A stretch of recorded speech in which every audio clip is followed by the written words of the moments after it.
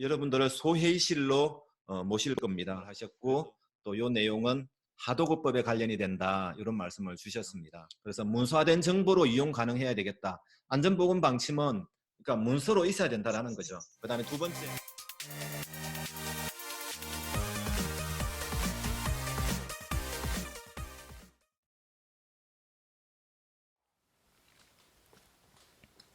자, 그럼 오늘 본격적으로 ISO 45001 2018년 규격입니다. 안전보건 경영 시스템 4장, 5장을 중심으로 해서 소개를 드리도록 하겠습니다.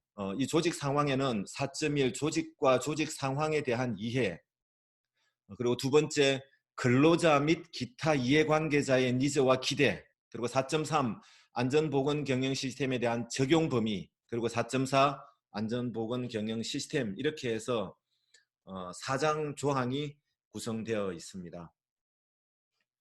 ISO 45001 안전보건 경영 시스템에 대한 전체적인 기본 개념입니다. 4장에는 조직 상황이라고 해서 조직과 조직 상황에 대한 이해, 그리고 근로자 및 기타 이해관계자의 니즈와 기대, 이 내용이 우리 이 PDCA 안으로 들어온다는 거죠.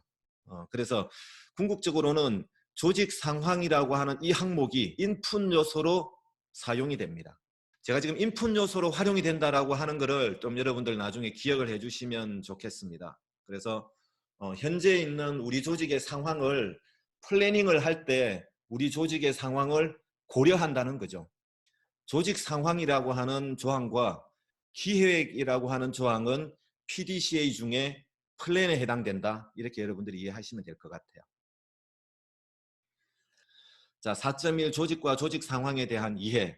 조직은 조직의 목적에 부합하고 안전보건 경영 시스템의 의도된 결과를 달성할 수 있도록 조직의 능력에 영향을 주는 외부와 내부 이슈를 정하여야 한다라고 하는 내용입니다. 만약에 심사원이라고 하면 이 조항을 근거로 어떻게 심사를 해야 될까요? 이렇게 질문할 수 있겠죠. 외부 이슈가 정해져 있습니까? 한번 보여주실래요? 아니면 한번 말씀해 주실래요? 이런 이야기 할 수 있을 것 같아요. 동일하게 내부 이슈가 정해져 있습니까? 이렇게 이야기할 수 있겠죠. 중요한 것은 내부와 외부에 대한 이슈를 정해야 된다는 거죠. 정해야 된다. 그리고 앞에 있는 내용대로 이렇게 정한 내부 외부 이슈가 우리 조직의 목적에 부합하고 있는지 심사원은 심사를 진행하면서 고민을 할 거예요, 아마. 자, 여기 4.1항에 관련된 내용이고, 자, 여러분들 여기서 질문을 한 가지 드리도록 하겠습니다. 치킨집과 관련된 외부, 내부 이슈는 어떤 것이 있을까요? 라고 하는 질문을 드리고 여러분들을 소회의실로 모실 겁니다. 그러면 여러분들이 서로 간에 이제 상호 인사를 하시고 치킨집과 관련된 외부, 내부 이슈는 어떤 것들이 있는지 토론을 해 주시기 바랍니다. 토론. 예. 그래서 소회의실에서 토론을 하시고 토론한 이후에 마치기 전에 발표자를 한번 선정을 해주세요. 발표자. 자, 그럼 지금부터 잠깐 공유를 중지하고요. 공유를 중지하고 여러분들을 소회의실로 다시 모시도록 하겠습니다.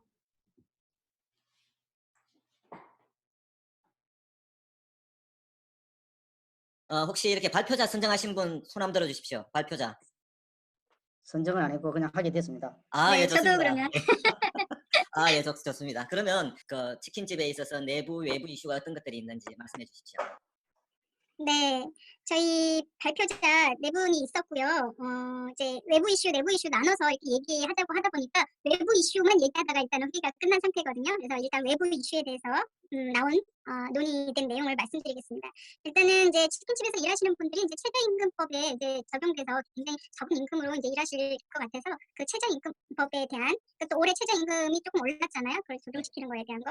또 두 번째가 이 치킨집이 이제 너무 경쟁 업체가 너무 많은 거죠. 예, 네. 많은 사람들이 이 치킨집을 여는 바람에 정말 뭐 한집 걸로 치킨집일 수 있을 정도로 경쟁 업체가 너무 많고 조금만 맛없어도 이제 망하는.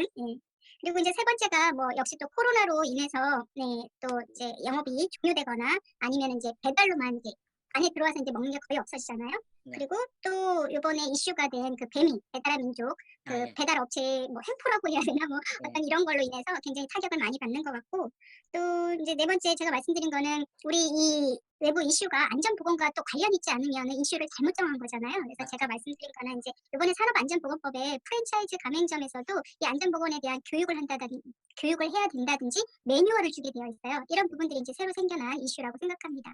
네, 이상입니다. 아유, 너무 감사합니다. 모두 박수 한번 주십시오.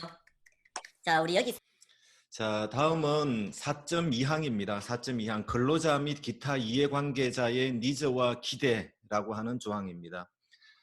제가 아까 소개드릴 때 근로자라는 용어를 썼잖아요. ISO 9000이나 ISO 14000에서는 그냥 이해관계자의 니즈와 기대 이렇게 파악을 합니다. 근데 45001에서는 근로자라고 하는 용어가 명확하게 들어간다는 거죠. 그래서 궁극적으로는 사실은 근로자를 위한 표준입니다. 이 45001이라고 하는 것은. 그래서 조직은 다음 사항을 정해야 한다. A 보면은 안전보건 경영 시스템과 관련이 있는 근로자와 기타 이해관계자. 네. 그 다음에 두 번째, 근로자 및 기타 이해관계자의 니즈와 기대. 니즈와 기대라는 말은 다른 이야기로 하면은 근로자와 기타 이해관계자들의 요구사항이 뭐냐, 바람이 뭐냐, 기대하는 것이 뭐냐, 이렇게 우리가 이해를 할 수 있을 것 같아요. 그 다음에 여기 C항은 이러한 니즈와 기대 중, 니즈와 기대, 아까 A, B에 해당되는 내용입니다.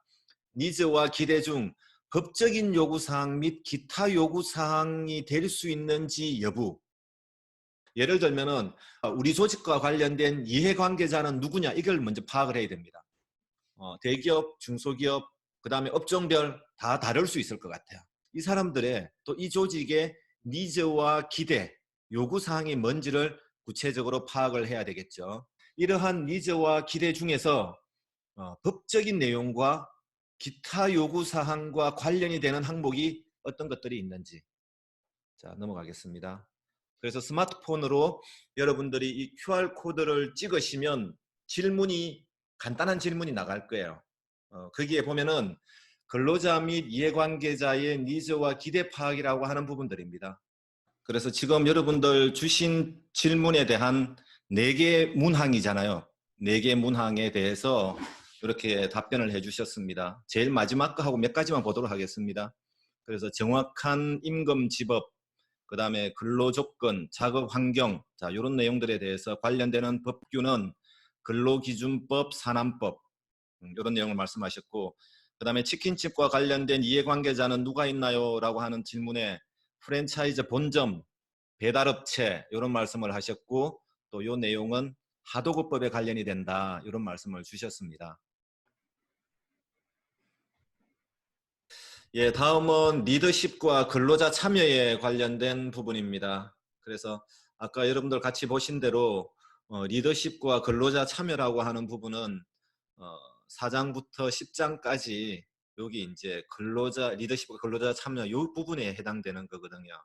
여러분들 왜 리더십과 근로자 참여라고 하는 이 조항을 PDCA라고 하는 이 관리 사이클의 중간에 집어넣었을까요? 리더십과 근로자 참여라고 이야기하는 것은 플랜에도 해당되고 do에도 해당되고 그리고 체크와 액트에도 해당된다. 그래서 모든 부분에 있어서 리더십과 근로자가 참여해야 되겠다라고 하는 그런 의미로 여러분들이 요건을 이해해 주시면 좋을 것 같아요. 예. 자, 리더십과 근로자 참여의 5.1항은 누가 해야 되는 걸까요? 이 조항 5.1항은. 사업주.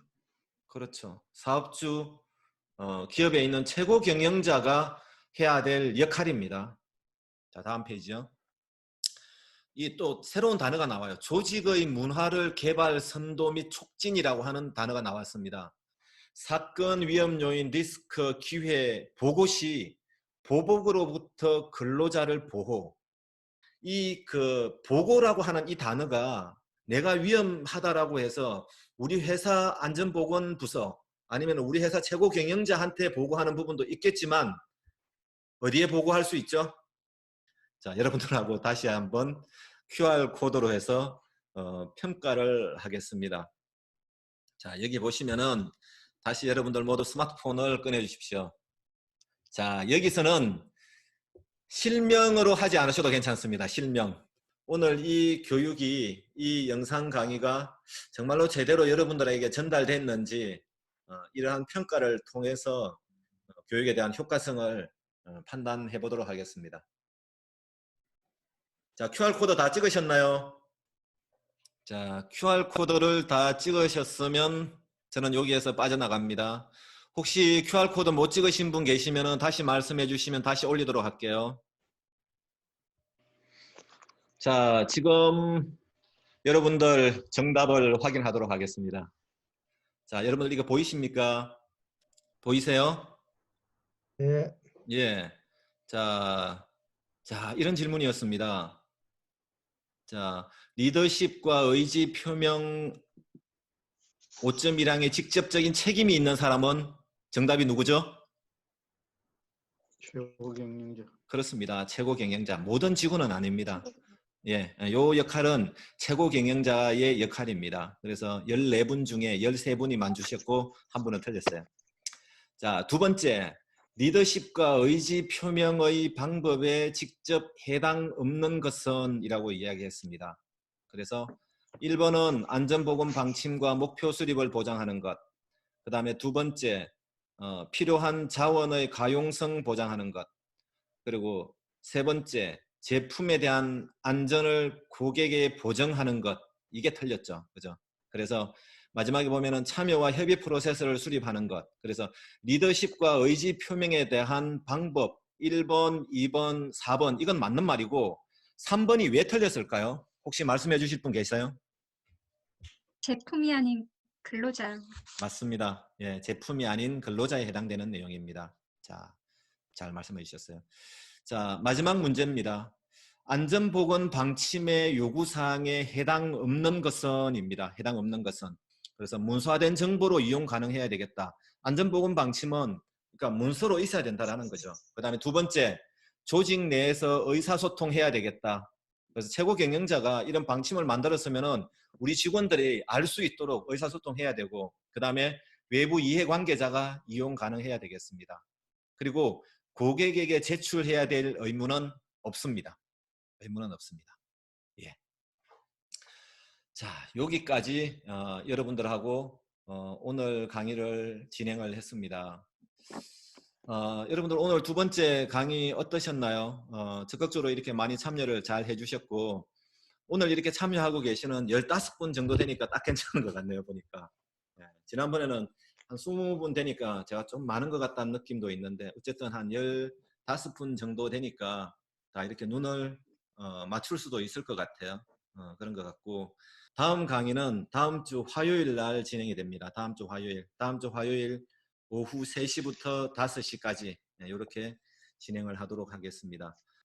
예, 혹시 마치기 전에 질문 있으면 제가 질문을 받고 없으면 오늘 과정 마치도록 하겠습니다. 질문 편하게 말씀해 주시면 좋겠어요.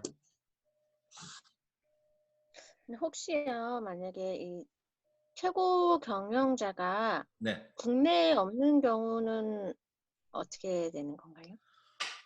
그런 기업들도 많이 있죠. 그런 기업들이 많이 있습니다. 특히 이제 외국계 기업들 중에 보면은 최고 경영자는 외국에 있고 국내에는 사이트 매니저라고 해서 뭐 공장장이라든지 이 사람들이 총괄 운영을 하고 있죠. 그럴 경우에 외국에서 비행기 타고 심사받으러 올 수는 없겠죠. 보통은 이제 그런 회사들 중에 보면은 최고 경영자의 방침이라고 명확하게 게시되어 있습니다. 그리고 공장에 있는 공장장이나 이런 분들의 또 방침이 또 별도로 만들어져 있는 회사들이 많이 있고요. 그 다음에 심사는 만약에 시작회의에 인터뷰를 한다라고 하면은 이 공장 내지는 국내에 있는 최고 경영자, 사이트 매니저 이 사람하고 인터뷰를 진행합니다. 네. 네, 감사합니다. 또 혹시 다른 질문 있으세요? 예, 없으시면 오늘 과정에 여러분들 참여해 주셔서 고맙습니다. 다음 주 화요일 날 다시 뵙고 다음 주 화요일 날 아이디 패스워드는 월요일 날 다시 연락드리도록 하겠습니다. 오늘 수고 많이 하셨습니다. 고맙습니다. 감사합니다. 수고하셨습니다. 감사합니다.